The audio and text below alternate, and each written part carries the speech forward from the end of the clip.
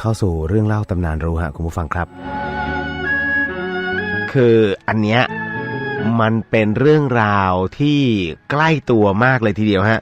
อันนี้น้องๆฟังไว้เป็นความรู้ด้วยละกันฮะก็คือว่าเป็นเรื่องที่หลายๆคนมักจะทำผิดเสมอๆนั่นก็คือเรื่องราวของการเจิมหน้าผากฮะในเรื่องราวของการเจิมหน้าผากเนี้ยนะครับตอนที่เขาแต่งงานกันนะฮะท่านอาจารย์เยือนพานุทัศน์เนี่ยก็บอกว่าเจิมหน้ากันเวลาแต่งงานก็ไม่ถูกเหมือนแต่ก่อนละอีฉันเห็นในโทรทัศน์เนี่ยก็เอานิ้วไปแย่ๆจิ้มๆกันโบราณน่ะนิ้วชี้เนี่ยเขาสวมแหวนนพเก้าเวลาคนแป้งแต่เวลาเจิมหน้าผากเนี่ยเขาใช้นิ้วหัวแม่มือครับคุณผู้ฟังครับนะฮะอาจารย์บอกว่าเขาจะใช้หัวแม่มือในการจุ่มแป้งลงไปนะฮะแล้วก็ความหมายนะของการจิ้มลงไปแต่ละครั้งที่หน้าผากเนี่ยมันก็คือมะอาอุฮะ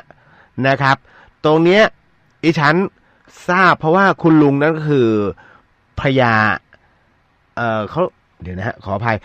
อ่านว่าพญาอภันตริกามาศนะฮะกระจ่างพานุทัศน์ของดิฉันเนี่ยต้องเป็นเรียกว่าเขาบอกว่าต้องเป็นผู้ไปสวมมงคลเจิมหน้าเจิมตาให้เขาทีนี้นิ้วชี้เนี่ยนะฮะมันเป็นนิ้วที่มีอำนาจนะฮะเขาถึงไม่เอาไปชี้หรือว่าเอาไปจี้หน้าใครเขานะข้อสังเกตก็คือนิ้วชี้เวลาเด็กโกรธเนี่ยเขาบอกว่าเขาจะชี้กันนะฮะเวลาโกรธเนี่ยชี้เนี่ยนะฮะโกรธให้เคืองนะฮะแล้วก็หัวนิ้วโป้งเนี่ยฮะมันคือนิ้วที่เรียกว่าคือนิ้วความเป็นใหญ่นะฮะเราจึงใช้นิ้วหัวแม่โป้งเนี่ยฮะหรือว่าหัวแม่มือเนี่ยเจิมหน้าผากนะฮะคือเดี๋ยวนี้ไม่มีแล้วฮะการใช้นิ้วโป้งแทบจะไม่มีเลยเอานิ้วชี้เนี่ยจิ้มแย่ๆอะไรก็ไม่รู้นะฮะก็เรียกว่ามันเป็นความรู้ที่มีค่าก็เลยอยากจะ ให้ตรงนี้ฮะใช้ในการเผยแพร่ขั้นตอนที่ถูกต้องและคุณผู้ฟังเชื่อไหมฮะว่าเวลาเขาลงเนี่ยฮะเอานิ้วจิ้มลงไปที่แป้งแล้วก็จุดไปที่หน้าผากมันคือคาถามะอาอุซึ่ง3คำเมื่อรวมกันมันเป็นคำว่าโอมนะฮะเวลาคุณเห็นใครภาวนาคำว่าโอมเนี่ยมันคือคำว่ามะอาอุมาผสมกันนะฮะและตรงนี้นี่เองครับมันปรากฏอยู่ในคาถาหัวใจพระสูตรฮะซึ่งก็จารึกอยู่บนแผ่นทองคำรูปสี่เหลี่ยมผืนผ้าตรงนี้ฮะเขาจารึกด้วยภาษาบาลีนะคุณผู้ฟังครับเป็นอักษรขอมสุโขทัยอายุราวประมาณพุทธศตวรรษที่20ด้วยอักษรขอมสุโขทัยฮะและคาถานี้เองพบที่สุโขทัยปัจจุบันจารึกแผ่นนี้เนี่ยเก็บรักษาอยู่ที่พิพิธภัณฑ์สถานแห่งชาติพระนครกรุงเทพฮะและไอ้เจ้าคำว่าโอมเนี่ยตามพจนานุกรมฉบับบัณฑิตฉบับราชบัณฑิตยสถานเมื่อปีพ.ศ. 2542เนี่ยให้ความหมายว่าคำที่ประกอบด้วยเสียง3เสียงกันโอมเนี่ยคือคำที่ประกอบด้วยเสียง3เสียงนั่นก็คืออะอุมะหรือว่ามะอาอุ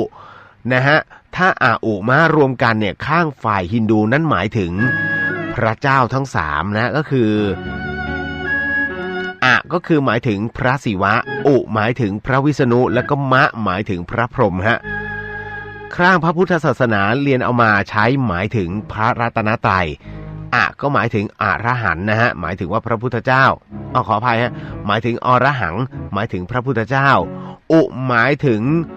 อุตมะธัมโมหมายถึงพระธรรมสูงสุดมะหมายถึงมหาสังฆะหรือว่าพระสงฆ์นับถือเป็นคำศักดิ์สิทธิ์เป็นคำขึ้นต้นด้วยการกล่าวมนต์นั่นเองครับนั่นก็คือโอมนะครับตรงนี้ถ้าเป็นพจนานุกรมทางศาสนาสากลเนี่ยเขาบอกเลยว่าอันนี้คำว่าโอมนั้นคำศักดิ์สิทธิ์ใช้เป็นคำแรกของคัมภีร์ทั้งหลายแล้วก็ใช้นำหน้าคำสวดสรรเสริญเทพเจ้าทั้งหลายฮะเช่นนัมมะศิวายะโอมนัมมะนารายะหรือว่าที่เขาใช้ในการองค์การแช่งน้ำนะว่าโอมชัยไขโสรสพรหมยะ ยานบาลเสียนเกล้าเจ้าคลี่บัวทองพยองเหนือขุนห่างท่านรั้งก่อดินก่อฟ้าหน้าจตุรทิศคำว่าโอมนั้นมาจาก3ตัวฮะก็คืออะอุมะอักษรอะกับอุนั้นเป็นเมื่อออกเสียงเร็วๆนั้นจะรวมเป็นเสียงโอเมื่อผสมกับมะมันก็จะกลายเป็นเสียงโอมฮะเกิดขึ้นอักษรทั้ง3ตัวนี้เดิมนี้หมายถึงไตรเทพก็คือฤกขเวทสามเวทและยชุรเวทต่อมาใช้เป็นความหมายของหมายถึงมหาเทพทั้ง3แห่งตรีมูรติก็คือพระวิษณุพระศิวะและก็พระพรหมอย่างที่บอกกล่าวไปฮะฉะนั้นรวมคำว่าโอมเนี่ยก็คืออุทคีทะคัมภีร์ฉานโทขยอุปนิษัทนั่นก็กล่าวคำว่าโอมหมายถึงคำพูดทั้งหมดหรือว่าคำรวมของคำทั้งปวงเหมือนส่วนต่างๆของใบไม้รวมกันนั่นเองครับคุณผู้ฟังครับฉะนั้นต้องบอกครับว่าโอมหรือว่าโอมการหรือเราเอามาใช้เป็นโองการนี้เป็นคำอุทานมนุษย์เรียนคำนี้มาจากเสียงน้ำทะเลฮะแล้วก็เสียงฟ้าร้องแล้วก็เสียงลมพัดเป็นเสียงแรกที่มนุษย์รู้สึกว่าเป็นเครื่องหมายแห่งความพิลึกมหึมามนุษย์เข้าใจว่าเสียงโอมนะเป็นเสียงธรรมชาติฮะหรือว่าเสียงพระเจ้าที่จะประสาทความศักดิ์สิทธิ์ให้แก่โลกมนุษย์จึงเรียนเอาเสียงนี้มาใช้เป็นเริ่มต้นของเวทมนต์เพิ่งแสดงความศักดิ์สิทธิ์ตรงนี้หลวงวิจิตรวาทการก็บอกเอาไว้ฮะ